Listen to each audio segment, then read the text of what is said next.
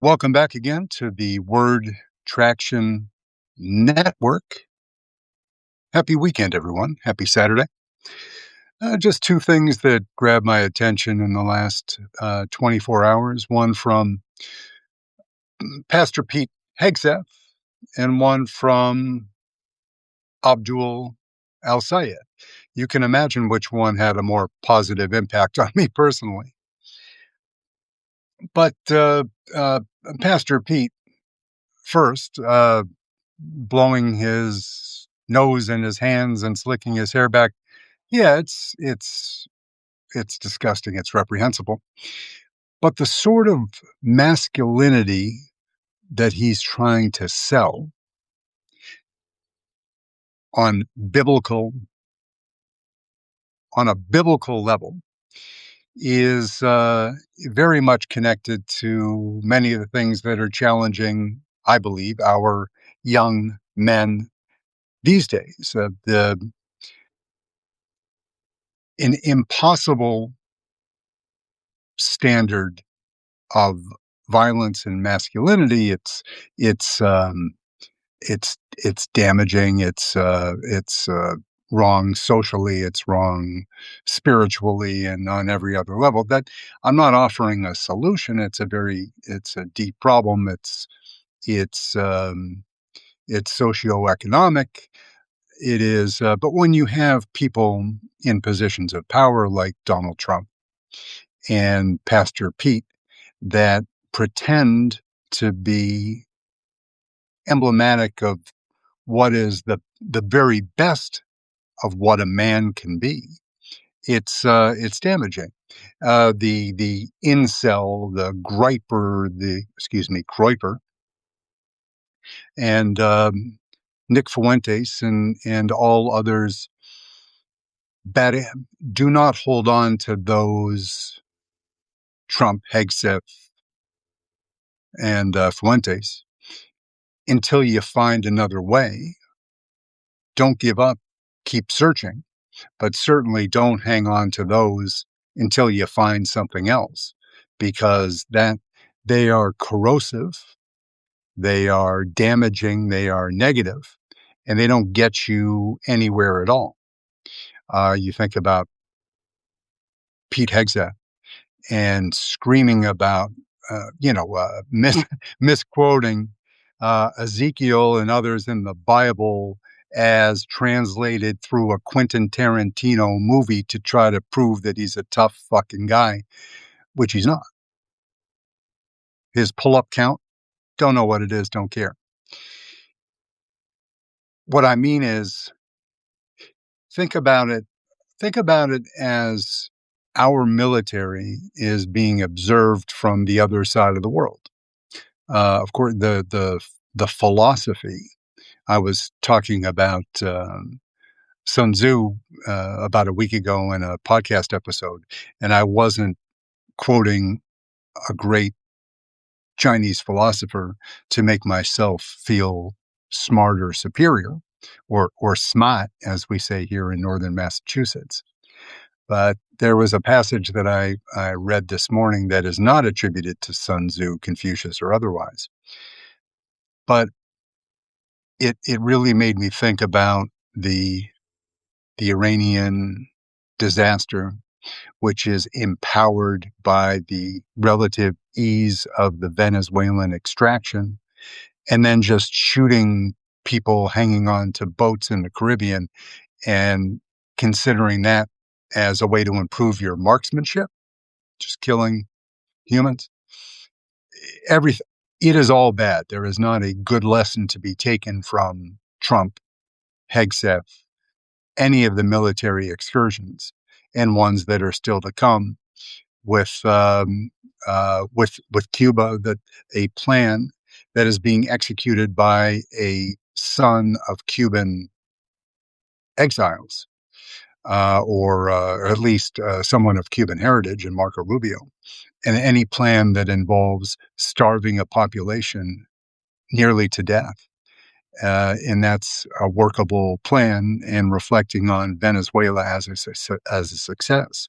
when all that is happening is that they decapitated the very top and nasty Nick Maduro and his wife, and Trump is proceeding to steal all of the oil revenues from the country until he gets bored and moves on to something else. But Venezuela will be 3.2% better for not having nasty Nick there. But nature loves a vacuum, and situations like that in particular, because there's so much corruption endemic throughout the Venezuelan military and civil society, that it's going to take a long time to fix. And Trump, and with respect, I don't know Delcy Rodriguez, but that ain't the answer. You know, it was initial euphoria, Nick's out, but they're just going to use him as a pawn in one of their upcoming conspiracy theories related to the election, and then he'll have no further value. So he'll either sit in a prison or miraculously be pardoned and sent to live next door to the to Assad in Russia or some bullshit like that. But the passage, if I can remember now that I've been running my yap, is take the over anxious, undisciplined Hegseth theory of warfare, if you can call it that, and think about from China. This passage, which again is not attributable to Sun Tzu, but it's in the spirit of that if you wait long enough by the river, your enemies' bodies will float by. Right? It's it's deep as a motherfucker, but if you can rework that to talk about life in general, military strategy, or how about just patience? And that is, as we've talked about before on this platform, China from a business perspective and a military perspective, and an overall political philosophy. It's patience. It's planning in 10-year increments out to 100 years. And Donald Trump, of course, is not planning or doing it planning from meal period to meal period. And you get a very different result. Of course, the sophistication of United States military technology, armaments, the tools, the toys, and all of that, it's magnificent. But how much better we could be if we had leaders in place that knew the first thing about leadership. All Trump has done is to surround himself by people that are sycophants, and he would consider them much dumber than he is himself, because he never wants to be upstaged by anyone at all. He always wants to be the smartest man in the room. And you could imagine that talk about a collection of weak sisters. Excuse the comment that you're not assembling a group of. You don't need all Harvard and Yale legal scholars, but it's nice to have people who actually take time to consider things instead of reacting. And that's all Trump is reactive, and that gets people killed. It wastes money. Forget about the theft and the corruption, but it just eventually it'll catch up, because you will be caught unawares if you are only reacting and not being planning forward. Then back to Dr. Abdul El Sayed, a doctor with 2 degrees, which is 2 more really than Trump, because the only one that he has, his dad bought him from Wharton, much like Chuck Kushner bought one for Jared at Harvard. maybe not of great value. But I saw Mr. Dr. Al Sayed being interviewed by, I hate to say influencer, but I don't know much about her, a Muslim woman, talking about his relationship with his beautiful wife. His wife is also an extraordinarily accomplished human being, a psychiatrist of some standing and success. She is, uh, as I understand, born in India, or at least of parents from India, and they have beautiful children. Of course, they do, and but the humility with which he responded to questions about the importance, what advice for presumably for young men, for all young people, but it was being directed by the questioner as advice for brothers, right? Humility. Don't don't be afraid, and in fact, make certain that you select a partner that challenges you. And that really just, and he said all the right. I think uh, uh, he's going to be a very successful politician going forward. He's just getting at it, and I hope he, uh, in a way, curb stomps Mr. Rogers. But he'll be a great leader and an inspiration. A brown Muslim man that can be a leader of an important swing state in Congress, and doesn't get us all the way home, but it's a great step forward. So I'm going to do my part, and yeah, I mean ups and downs. Mamdani euphoria. Daria Lisa said some challenging stuff that's going to turn some people off. Whatever. Um, the young lady in the Wisconsin Democratic gubernatorial contest, Francesca Hahn. Did she really? She didn't lose. She wasn't successful in earning more votes than the young man and her competitor, David. Yeah, David. The current and soon to be former executive in charge of kind of the chief executive of Milwaukee. Right? Um, she came within 0.4% of the vote, 3,000 votes. She certainly she needs some reps. I mean, not a professional politician, but she's a compelling and intelligent young person that just needs more reps.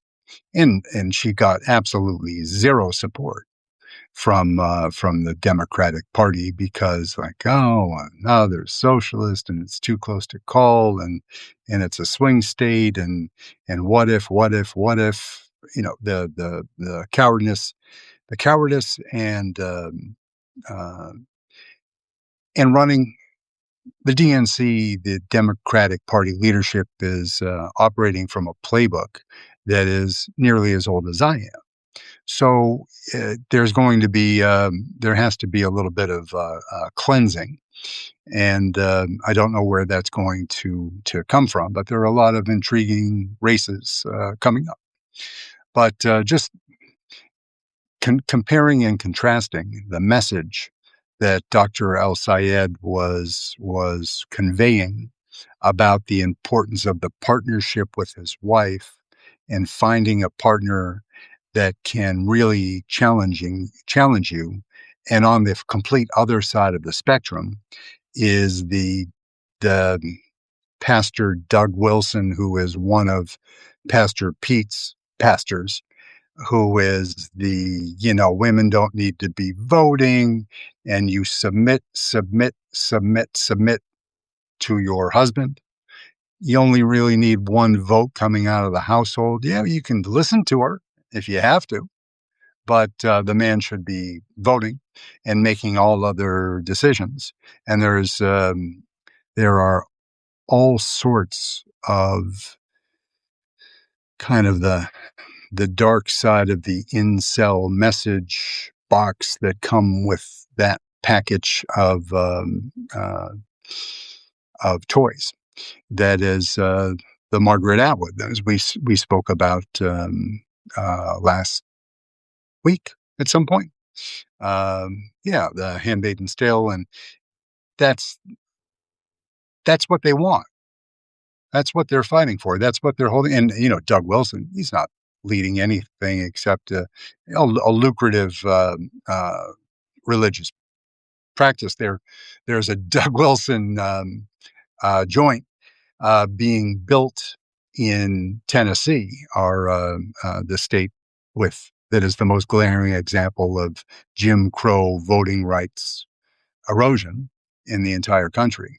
That, not surprisingly, that in Tennessee, Doug Wilson, they're building a compound that he's part of developing for all white, male dominated, friendly community where I don't know if they're going to wear the red robes or not. Probably more of the white ones with the hoods. But that's his thing, and there are enough people that are supportive of that, other than Pastor Pete. But it was just such a glaring example that on the good side, Dr. Al Sayed valuing his wife, valuing the teamwork and everything that she represents that brings him strength versus the misogyny that is on blast with the Republican Party, with the Trump administration, and this reaches to Europe too. What comes along with the Nigel Farage, the Tommy Robinson, the AfD in Germany, the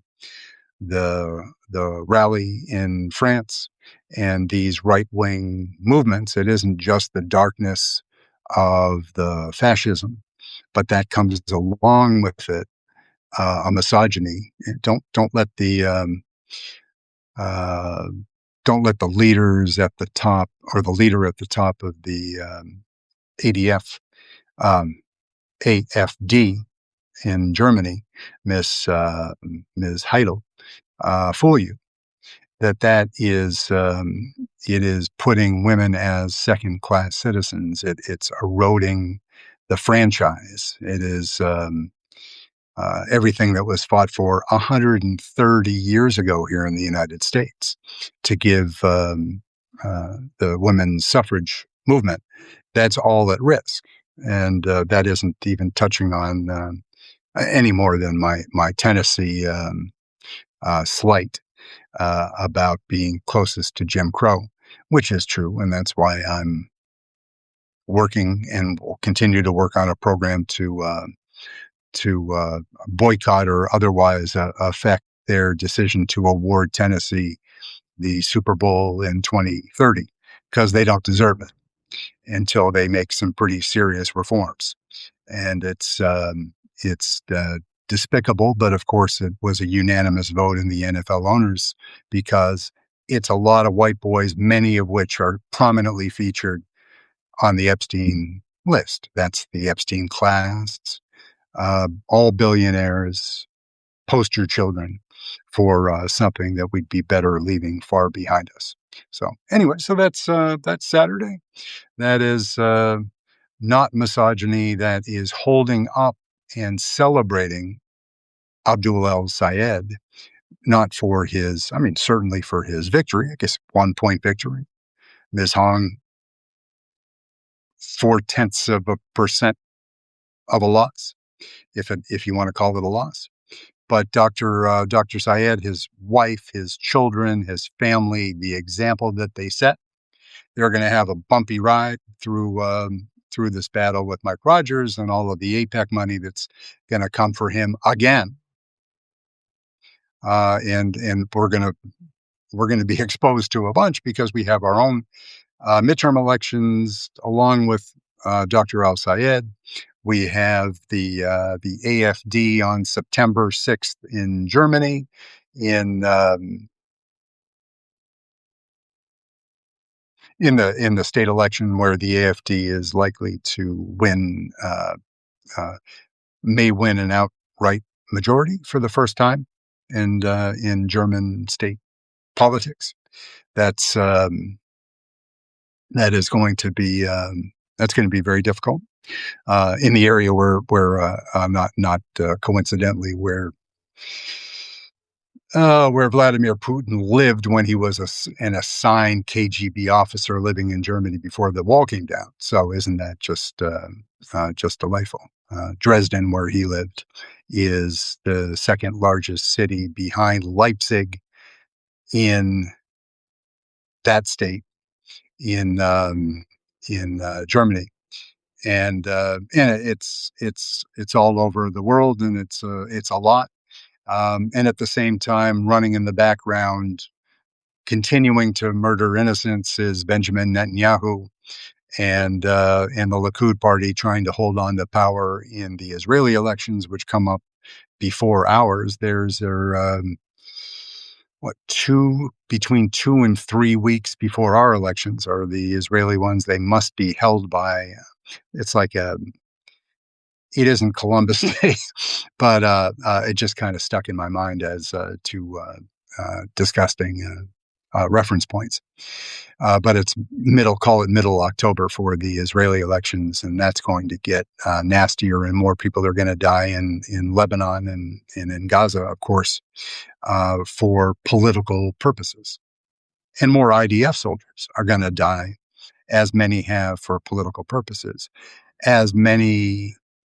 There were many additional hostages that died unnecessarily because Bibi Netanyahu decided it was politically expedient to keep the conflict alight because it worked out better for him than the polls. So 1, 2, 3, even if only one Israeli hostage that could have been brought home a little bit earlier and alive, um, that might have been preferable to the importance of the political dreams of Bibi Netanyahu in his ongoing struggle to stay out of prison. That is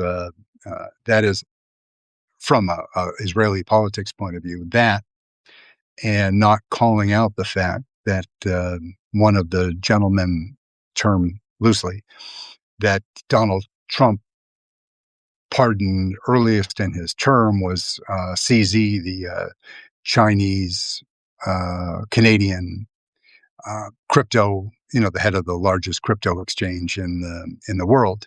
He was pardoned by Donald Trump, and his organization, Binance, was responsible for funding extremists, Al Qaeda, Palestinian Islamic Jihad,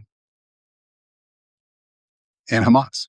So, and not called out because although they were responsible for the deaths of hundreds, if not thousands, of Israeli citizens, to call it out publicly and criticize the pardon of this man would have made Donald Trump angry. So again, Bibi Netanyahu, for political purposes, held his tongue and his fat face and didn't allow it to flap to call out what was material support of terrorism by Donald Trump with the full knowledge of Bibi Netanyahu, and he just kept his fucking mouth shut. So there we go. So Saturday, thank you. Have a beautiful day. Comments more than welcome. In fact, I demand that you leave comments below. Uh, Not demand, but I would respectfully request that you subscribe and or retweet and or share and share on a different platform, whether it's the F book or other. That would be greatly appreciated to try to give one or two other people in your personal network the ability to suffer through one of my video essays. If you have to suffer through it, shouldn't others have to as well? That's fair. And this is all about fair and balanced. So thank you. And we'll probably be back with you tomorrow at some point. Not sure. Sun's coming out, getting a little toastier. I'm going to push the camera back and turn it a little bit to see if there's any way I can get close enough to turn it off without doing damage. So thank you. And bear with me for a moment.